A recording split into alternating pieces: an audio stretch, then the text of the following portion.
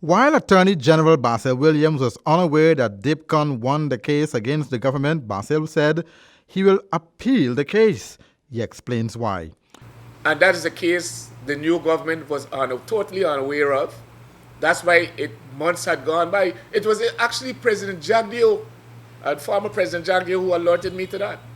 Dipcom took the government to court since 2009 during the reign of the People's Progressive Party civic government. This was while Charles Ramsden was Attorney General. However, judgment was only handed down last November.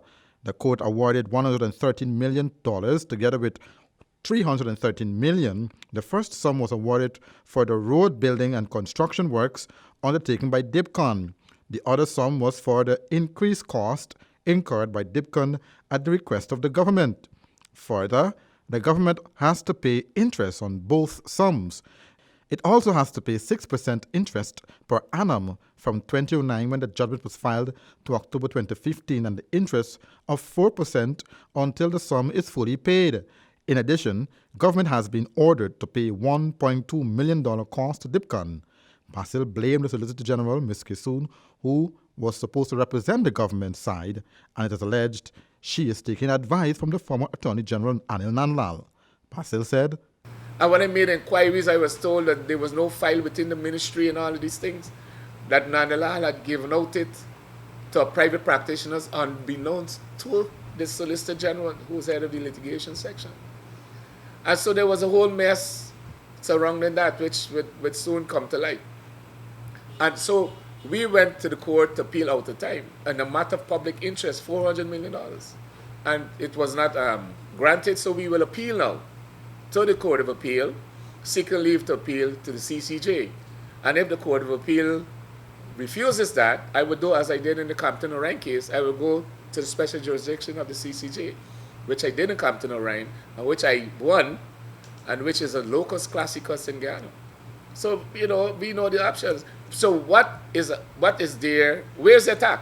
In explaining to the people what the case is about. In that case, the Court of Appeal did not have a written judgment by the first sentence judge. A case involving $400 million. No judgment was written by the judge who presided over that matter. Now the Attorney General is searching for a Solicitor General or senior lawyers to litigate government cases. Well, we've had several applications, and you notice we've been dealing with the parliamentary drafting side, and we'll have to look now at the other side. We need to have, and I've said it from the outset, senior people though.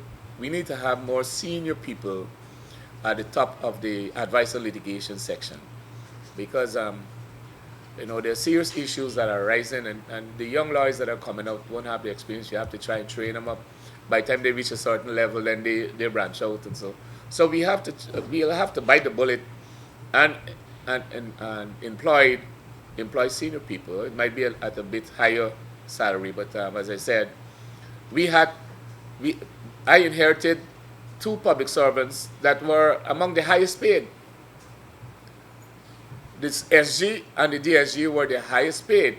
When I came to this office, I found that the office was dysfunctional because there was a divide between the SG, who didn't approve of apparently Ms. Kissoon getting that appointment. She didn't feel that she was qualified for the job.